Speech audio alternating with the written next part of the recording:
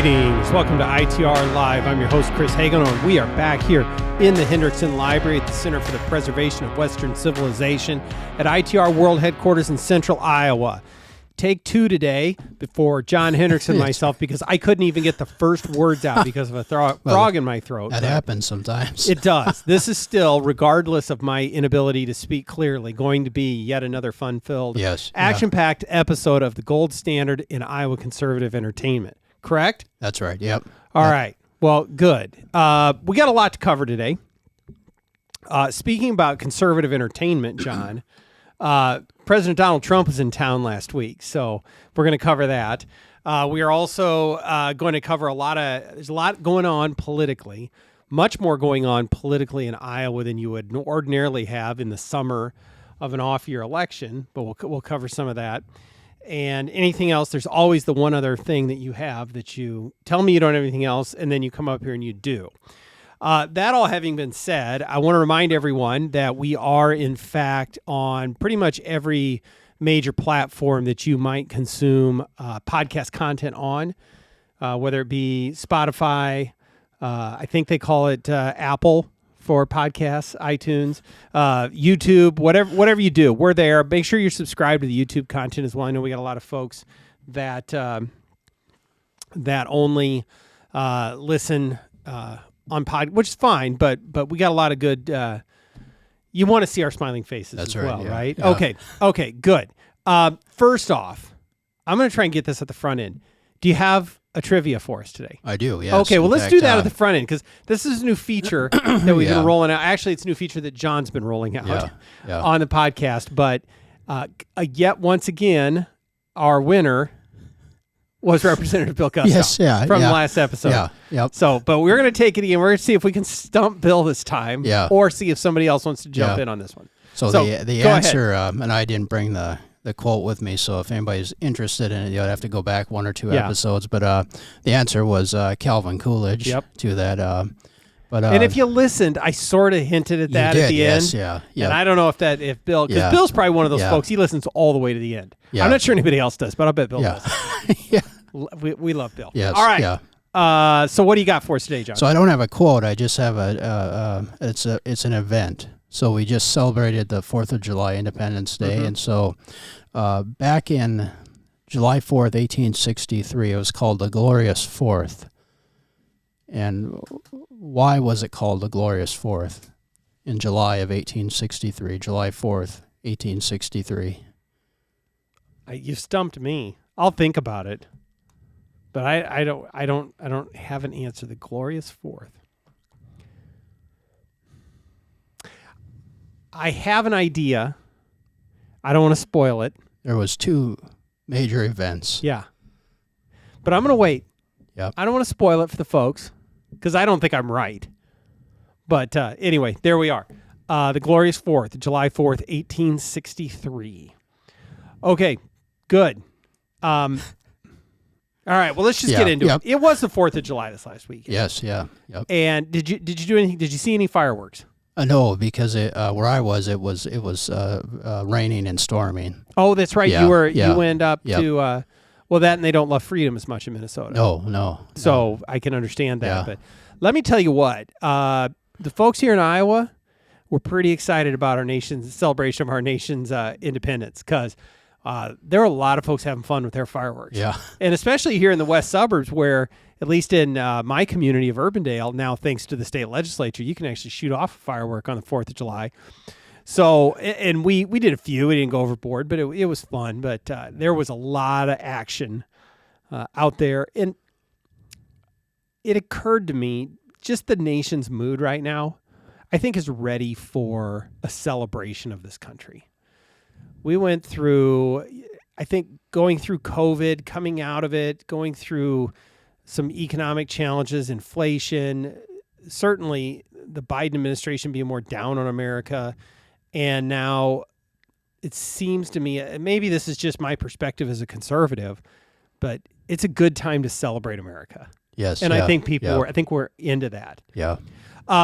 What I didn't get a chance to see any fireworks other than the ones around my neighborhood. I didn't go to, because on July 3rd, which would have been Thursday night, I went to the Trump rally. Okay. Yep. So, and I don't even think you knew I was going to do that, or you may have already left. Yes. Yeah. Before I got that invite, but that was interesting because I've never been to one of the full-blown Trump rallies, and it was really interesting to see that.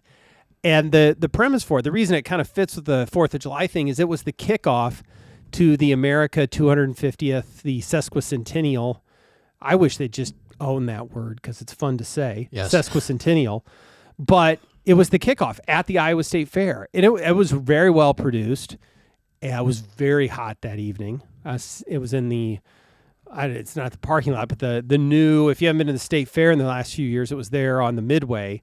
And they've rebuilt that area and paved it to make it extra hot when you hold events on that particular piece of ground. But it was great.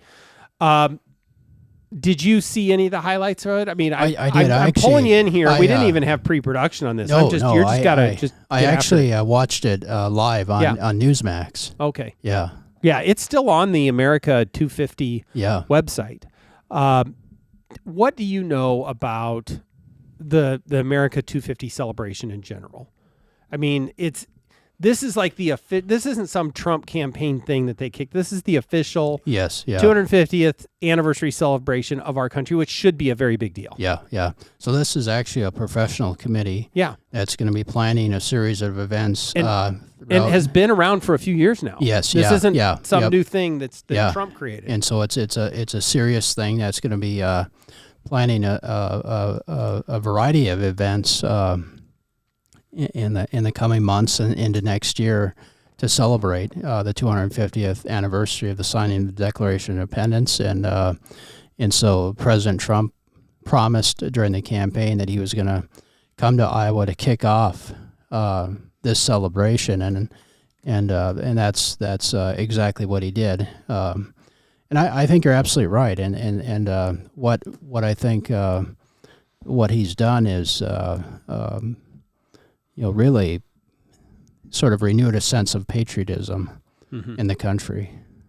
And that's what this 250th celebration is about. Is just not just patriotism, but actually reminding Americans why the Declaration of Independence is important, why the Constitution is important, why our history is worth remembering.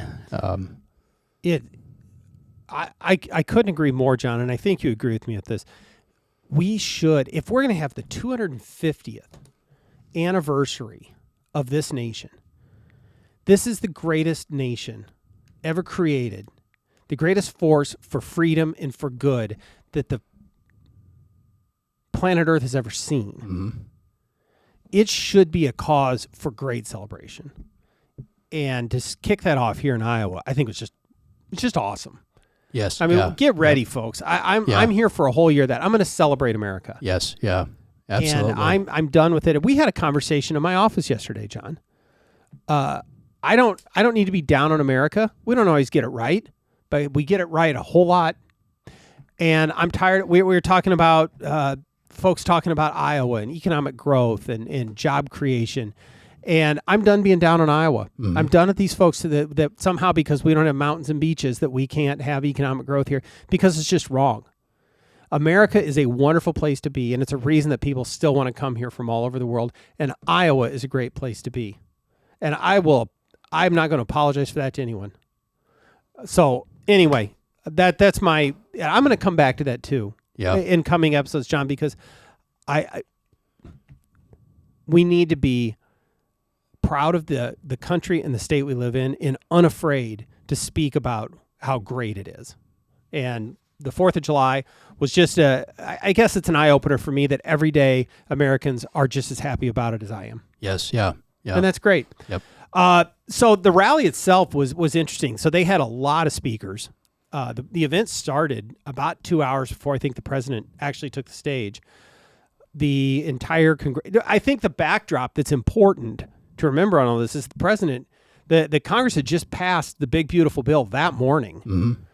And then the president coming to Iowa afterwards. There's some folks who thought he might try and sign the bill here in Iowa, and I didn't think that would probably happen, and it didn't. But so you had the entire Iowa congressional delegation on the plane with him coming in. They had Ambassador to NATO, Matt Whitaker, so some prominent Iowans on the plane with him.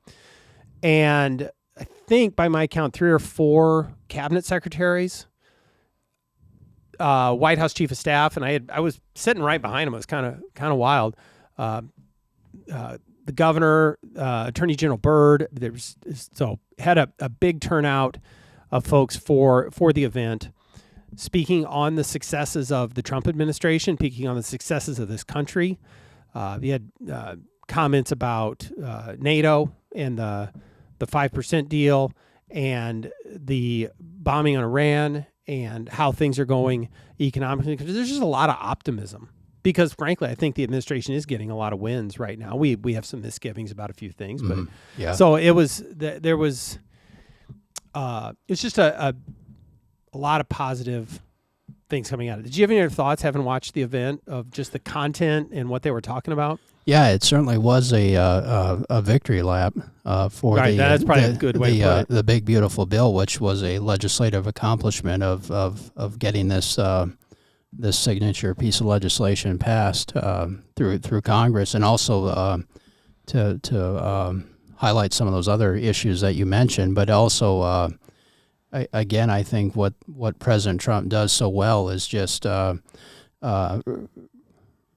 of remind Americans about what America is about, and he strikes a sense of patriotism in people, and I think this was a quality that Ronald Reagan had as well. I was just going to say that, and we talked about that I think in the last episode well as Reagan and patriotism and somehow there's folks that have gotten the idea that is bad, that being proud of your country and what we've been blessed with is somehow inappropriate, and that we need to apologize for this. I just completely reject all of that, and I think that's part of why people respond to President Trump is that unapologetic pride in America.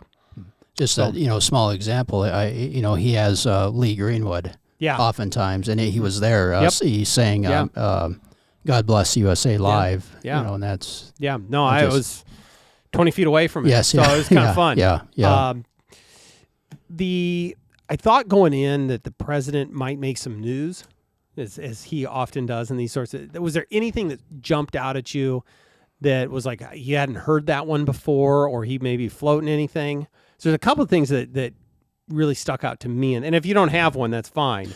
But the two things that stood out to me were Iowa related. Yeah.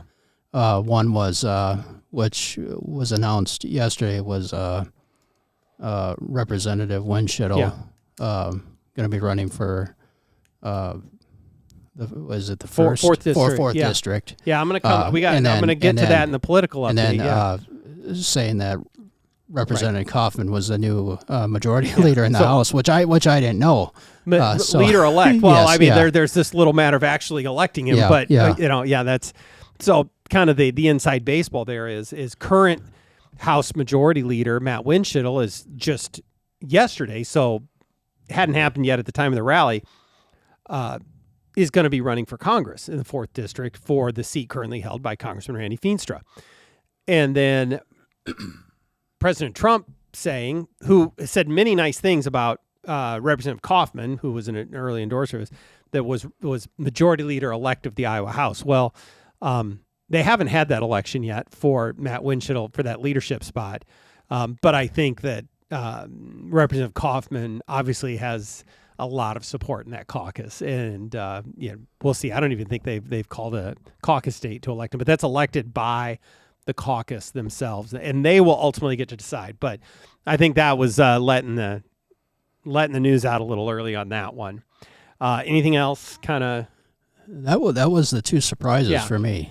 The other one that, and I don't really want to go into it, but he went on a little bit of a riff about illegal immigrant labor in the farm community.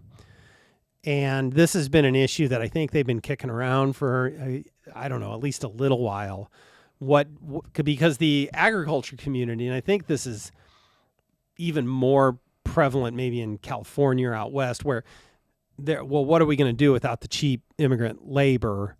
and the president trying to find a way to navigate that was floating the idea that they were going to flip this onto the ag community to be responsible for the illegal immigrant labor. And I don't know. I don't know. Yeah, I know you got a take on that, and I don't know if I should comment. Well, and I'm not trying to, because I think what he's doing here is just floating an idea to see how people react to it, because that's what Trump does. Yes, yeah. And whether he ends up really doing this, because he's already gotten a great deal of feedback from some of the hardliners around him, and maybe we can consider John Hendrickson to be one of those. It's Steve Bannon, John Hendrickson, and anybody else that, right? I mean, the kind of the inner circle. But I don't know whether we ended up seeing mass amnesty for immigrant farm laborers. I'm going to wait and see on that one, John. But that was newsworthy to me. Yeah, because it's like, I better hope John's listening to that one. Yeah, that actually, I wasn't surprised to hear that, because that's been out there for a while, and I think a few days before the Wall Street Journal had been excited about that proposal, which was no surprise. Yeah, for being a paper that supports open immigration. Yeah, that doesn't surprise me either. Another one that, I guess that the left latched onto. So there was a moment when the president was speaking. He spoke for well over an hour. This is at 7:30 in the evening. Somebody lit off somewhere over on the east side, outside of the fairgrounds, lit off a fairly loud single firework, and it was loud. And I didn't see the president flinch, but he kind of stopped at that moment and made some kind of offhanded comment about, like, didn't even faze me or something like that. And the left seemed to want to make that seem that the president was still scared. Mm-hmm. And I thought that was just despicable. Yes, yeah. The man actually was shot. Yes, yeah. I don't care how severe the wounds was. Mm-hmm. He was standing on stage delivering a speech and it was shot at with the intention of killing him. Yeah. And if the guy actually flinches a little bit, can you blame him? Yeah.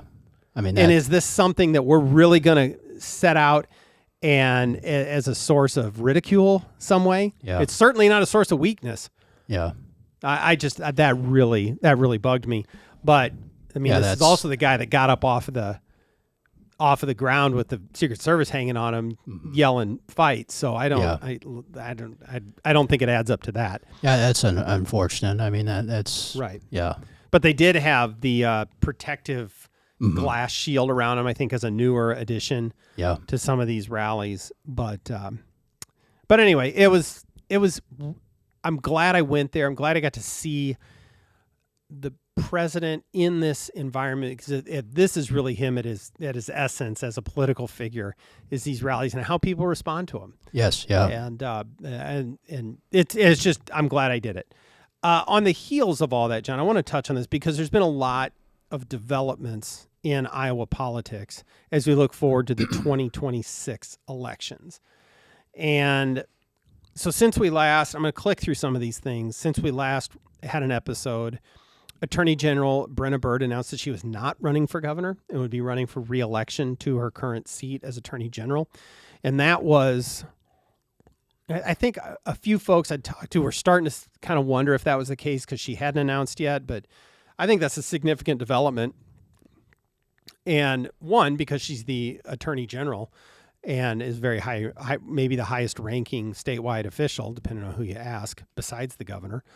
And so she had been looked at as a front-running candidate and was likely going to get President Trump's endorsement because she was a very high-profile early endorser of the president.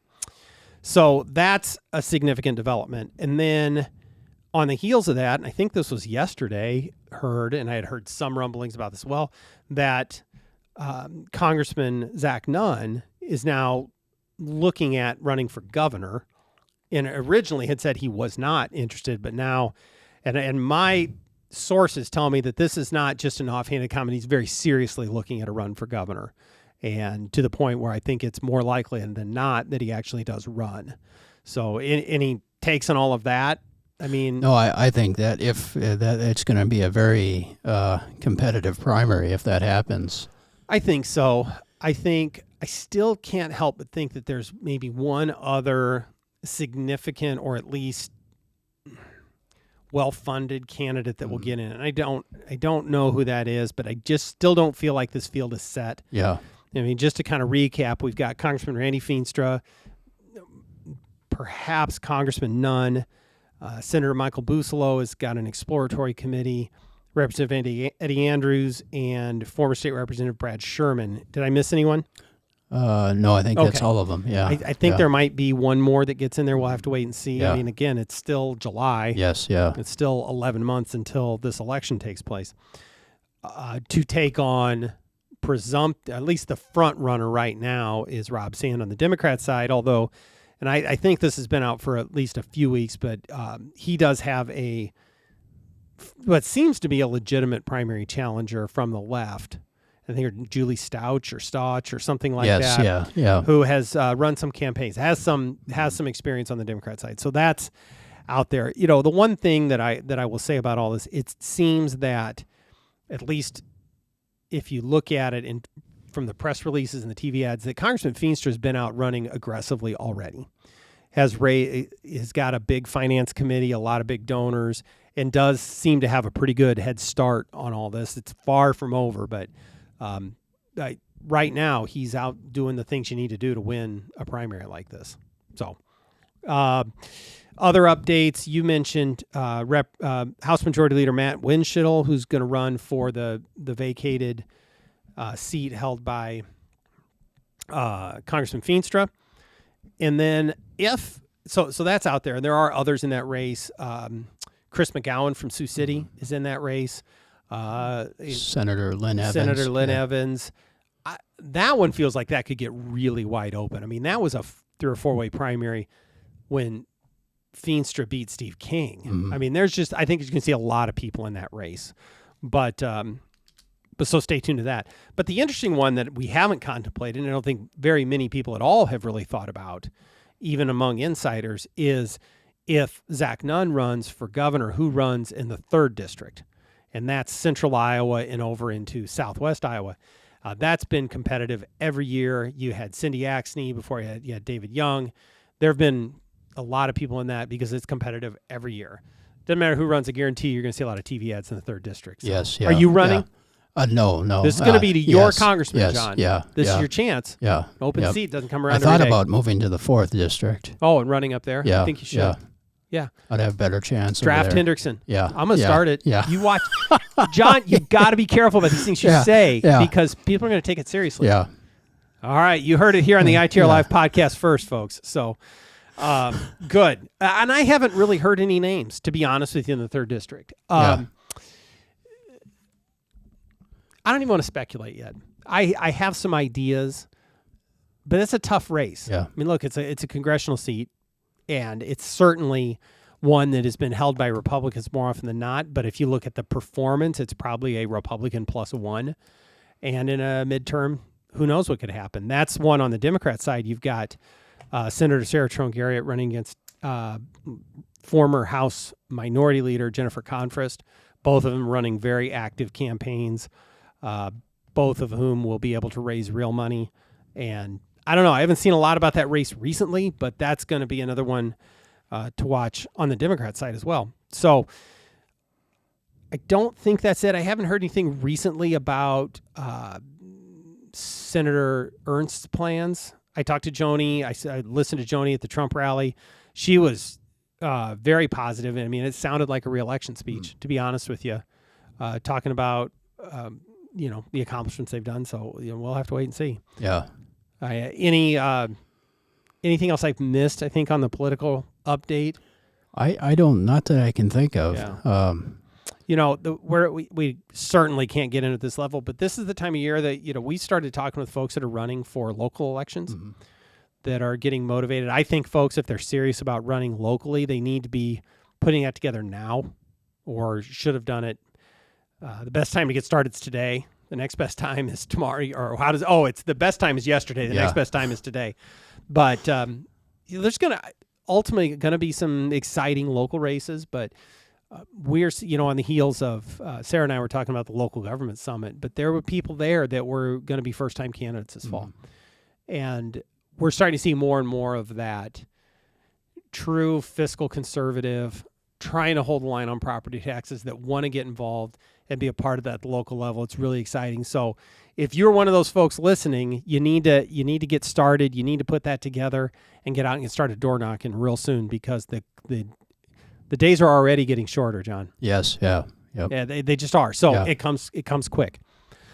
Anything out of all of that I've missed? This is your chance that if you've got, an extra article. But one thing I saw last night on our favorite news network, KCCI, maybe you saw this story. That's yeah. But whoops, that wasn't supposed to happen twice. Yeah. That's exciting. But they had a story about the 2026 campaign, and basically, I think it was a political scientist from Iowa State basically saying that this, because of all the different candidates running for different offices, and that Iowa's political landscape could be upended. Do you see that happening? I mean, or is it too early to tell? No, I think anytime you replace a governor, potentially United States senator, and then people moving around into different offices, it's all new. And I don't want to be dramatic about it, but probably the biggest turnover of things since I've been around. 2010 was a big one when Governor Branstad came back in. 2014 was another big one when Tom Harkin stepped down. And then you got when Senator Ernst came in. But this is a big year. It's gonna shift things one way or the other in Iowa politics. Then we get to talk about it. Yes, we get paid to talk about it. Which is really exciting. Yeah. Yep. Yeah. All right. Well, that's all the time we got. And, you guys, come on. Well, there's, but we forgot to bring up another factor, and we don't know if it's serious or not. But Elon Musk's American Party, and whether or not that will become a reality. I'm going to say this, and then we'll save it for another episode. Yeah. It looks like a wonderful idea. If you simply want to light money on fire. Yeah. Others have come and gone before you, and Elon's a bright guy, done a lot of things. I just don't see it. Yeah. I just don't see it. Yeah. We have a two-party system in this country, for better, for worse. So that's what I have to say about that. But we can cover it. Yes. Yeah. All right. Yeah. Good. Well, that's all the time we got for today. Thanks for joining us. Don't forget to like and subscribe. Don't forget to tell your friends. And with all that, we will see you next time on ITR Live.